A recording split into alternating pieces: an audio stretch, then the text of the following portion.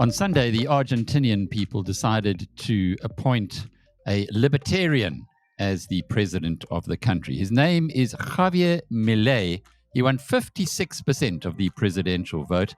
And this is a man who wants to abolish the Reserve Bank, change the Argentinian peso, will replace it with US dollars, cut the state's share of the economy from 38% to 23%, and privatize what he can. It's radical stuff, but Argentina is a country that has stagnated for a long time and is sitting with inflation of 143%. One of the local money managers who has been celebrating what happened in Argentina is Piet Viljoen. Piet is chairman of RECM and manages funds at Merchant West Investments and is a regular, in fact, the only participant at every single one of the BizNews conferences to date. And he's with us to give us some insights into exactly why he is celebrating what's happening in Argentina. Piet, you've been quite, I can't say vocal on Twitter or X, but you've been quite receptive to what's happened in Argentina. Yeah, I think it's fascinating. It's going to be very interesting to see how this plays out. I think it's the first time that I know of that a truly committed libertarian has been actually voted in by the majority of the population and given a mandate to implement their policies, which are very, very different to policies you see from most governments elsewhere in the world. What's a libertarian? Libertarian is basically, I think, if you had to, go down to the nuts and bolts, at base, it is somebody who believes in free choice, free individual choice, and free markets to determine the allocation of resources in reaction to market prices. So why should this be so strange? Why should it be only now? Because it sounds pretty basic and pretty sensible. We are human beings. We're made in the image of our creator. If you believe or don't believe in God, that's kind of the big thing. We're in earth to be free, happy, joyous, and free, and yet we vote for the opposite. We're not. It seems. Exactly. So I guess it boils down to the old saying that power corrupts and absolute power corrupts absolutely. And what happens is politicians get power, and over time they want more and more power. And the way to maintain that power is to serve certain interests and basically look after themselves while co-opting parts of the population to continue voting them in by effectively providing them with what they say is free, but it ultimately turns out not to be free. Free services, free goods, free all sorts of things, handouts, effectively. And that's the way they stay in power. And the longer they stay in power, the more power they want, because these governments are basically socialist at heart, whether, some of them don't even call themselves socialists. Most governments are socialist at heart, and they live off the fat of the land. They don't create anything. They don't make anything. They don't maintain anything.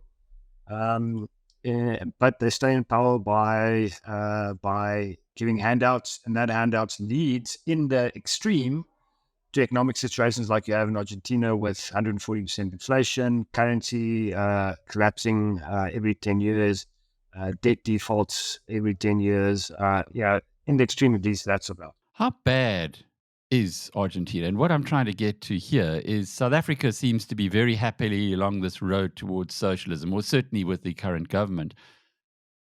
Would we end up one day where Argentina is? If you give this government free rein, 100%, there's no doubt we would end up where they are. Because as I said, the governing class does not create anything. They live off the entrepreneurial class, and they stay in power by basically drugging the working class, making the working class believe that they're getting all this free stuff. But at the end of the day, you pay for it through higher inflation and other economic ailments. It was interesting to see some of the tweets of yours and some other people who also have been celebrating the appointment, or the Argentinians deciding to go in this direction, saying that there are many parallels with South Africa in what he has been saying. One would assume from what you've said now, though, that Argentina is kind of at the end of the road. The population have got to a point where it's so bad, they'll just about try anything. How far do you think we are from there? I don't think we're that far, although I do think that the ANC government still has this aura around them as a liberation movement, which appeals to the large portion of the population, especially the working class, whose conditions have just declined almost consistently since the ANC have gotten into power. But they still vote for them because they have this aura of liberation movement. So, but as that declines, I think their power declines. Unfortunately, the ANC has also created a large portion of the population that is dependent on social grants and sees that as the ANC handing out things to them instead of the taxpayer. So the messaging is, with the ANC so good, we are doing all these social grants, giving all these things for free, where it's actually the taxpayer doing it. It's just the ANC doing it with taxpayer money. In the latest mini budget, there's a document that was released by the Treasury, which shows that there are now 55,000 state employees who earn more than R1 million a year.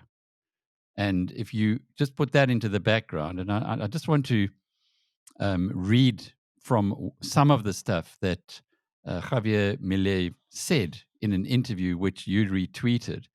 He said that leftists hate libertarians like him because they confront politicians, tell them that they're not the solution, but they're the problem. Politicians are sociopaths who want us to believe we are mentally invalid in every sense because we cannot live without them. He calls them a bunch of parasites, useless, advocates of envy, hatred, theft, and unequal treatment under the law, stealing the fruits of someone's labor and giving it to another just because they feel like it. And then he points to a fact that since 1970, the size of the state in Argentina has tripled, and the number of poor people has multiplied by 6. And the only people who prospered were politicians. They're a caste like monarchs. They multiply, they bring in their relatives, their mistresses, families, and it grows and grows. And the pockets of those who produce get smaller and smaller. Now, that's hectic stuff. Isn't that South Africa writ large? I mean, right there, South Africa, the political class is getting bigger and bigger and bigger. And as I said, they produce nothing, they create nothing, and they maintain nothing. Everything they touch falls apart. Yet their class, socialist politician classes, gets bigger, their families get bigger, there's more handouts for them. And the actual producing class, entrepreneurial class, gets smaller and smaller, as you can see in South Africa. With one of the measures you can use is the number of listed companies. It just shrinks every year. That class gets smaller, and the working class, the environment just gets tougher and tougher and tougher. There's less growth, less jobs, the more the socialist political leeches take out of the economy for themselves. Sounds very Ayn Randish.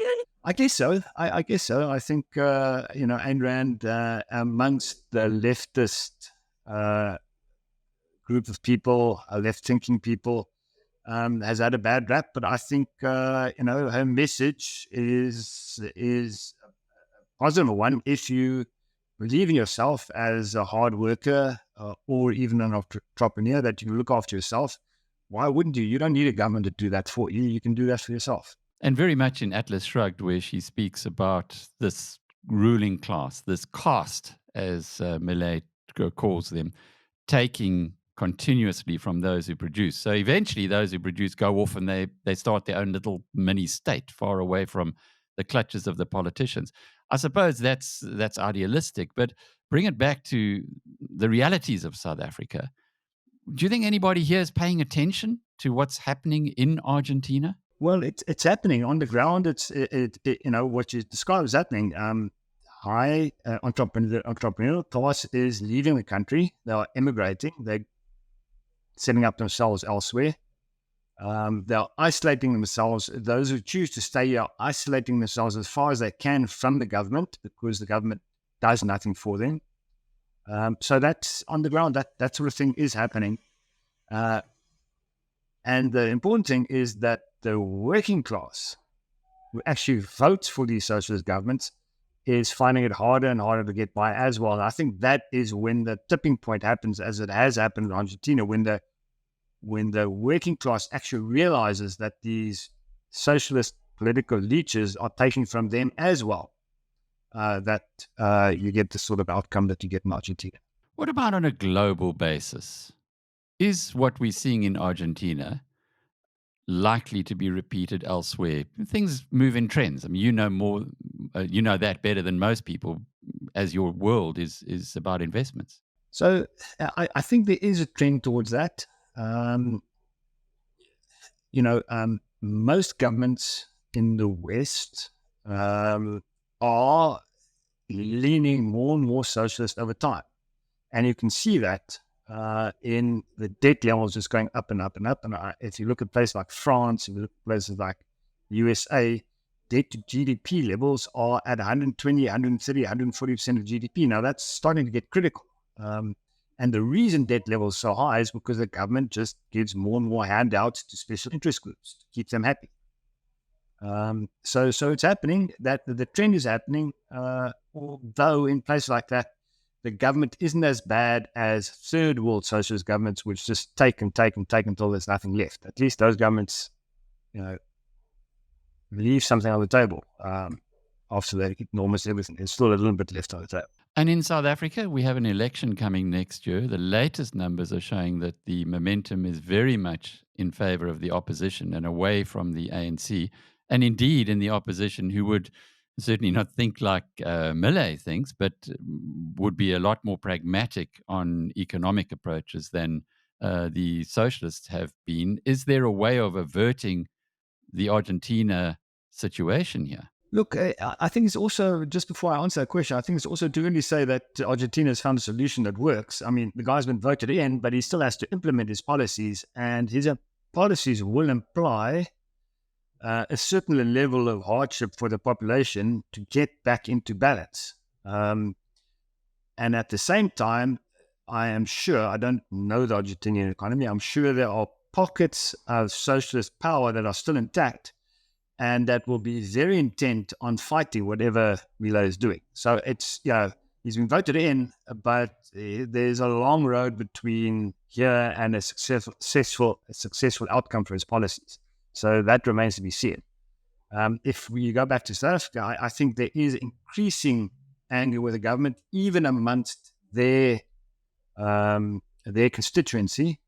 And, whether this latest poll is accurate or not, it's hard to say. But if it is, I think that is a reflection of what's happening on the ground, that the government has taken so much from the entrepreneurial class and taken so much from the working class that they're losing support basically everywhere. The big thing is, can the opposition implement policies which lead to growth over time? That is still another question. So if the opposition... If you look at the Western Cape, it probably can be. I mean, Cape Town is flourishing. The Western Cape is flourishing. It's growing. There's jobs. It's doing very, very well. So I think there is a chance that the opposition, if they get voted in, can turn things around. So that would be their big acid test here in South Africa, is to replicate the Western Cape in the other parts of the country. And we know that in the most recent employment data, the Western Cape produced 98% of the jobs created in South Africa, and it kind of speaks for itself. But getting back to Argentina, and that really is an important point here, the Libertarians have got one throw of the dice. If they blow it, you probably will never have a Milei getting the support that we've seen this time around, or not never, but certainly it'll be very difficult. So what are the chances of him actually getting this right? I think it's, given the way politics works, it's very slim, because you are out for I don't know in Argentina, but in most countries you're up for re-election every 4 or 5 years. And a project like this, a libertarian project like this, to fix the economy, to get in a high growth path, to get jobs created, to get rid of socialist institutions that just takes longer than 3 or 4 or 5 years. And that path is a tough path. It's not an easy path. So it's, that's why socialist governments tend to stay in power because they are like drug dealers. They deal out drugs that make the population feel good in the short term, and therefore they get voted in the whole time. But meanwhile, in the background, the long-term economic potential of the country goes backwards, and it's like going bankrupt gradually, and then all of a sudden you go. Like today, you can see the long-term effect of socialist policies in Johannesburg, for instance. I mean, the place is collapsing, but it didn't happen overnight. It's been a long time coming. But the socialist governments can stay in power because they hand out drugs to the population that make them feel good in the short term. But like smoking cigarettes, I guess. You don't feel it initially, but eventually it catches you. It catches you, or like heroin. I think it's more like heroin. It makes you feel great for a while, but it kills you in the end. So when we have a look forward to the likelihood of what happens in Argentina, now there's the euphoria. It's a little bit like Ramaphoria here in South Africa. There's a lot of excitement that we do have a new president there. He's going to try a different approach. He's very outspoken and incredibly emotional and passionate. But the reality has to hit. The reality of governing a country, and a big country like that, has to hit sometime soon. How long do you think it's going to be before the world looks at this country and says, it looks like it might be working, or on the other hand, what a disaster? I think you will see more articles and editorials and media attempts at denigrating what he's trying to do than anything else. So he will face a barrage of opposition from the media, because the media is basically part of the governing structures of socialist economies and are fully supported by them. So the media will basically be shooting down every move he makes. So one has to be careful to just judge what's happening on the ground by what you read in the media. I think you and I would agree that the popular media has been massively discredited over the past 10 years, but they still carry on reporting in a way that tends to support the incumbent socialist governments and socialist policies. So I think the news you're going to get out of Argentina, although it might be predominantly fake news, will be very negative in terms of the policies. Okay, so don't pay too much attention to the news flow. Pay attention to what then? The stock markets, because they have celebrated the appointment of this new president. I think the stock market is a good place to look. We own an Argentinian stock in the Global Value Fund at Merchant West, the Cresud, which is up 20% last night. So I'm quite happy with that. And so I think you can look at the stock market.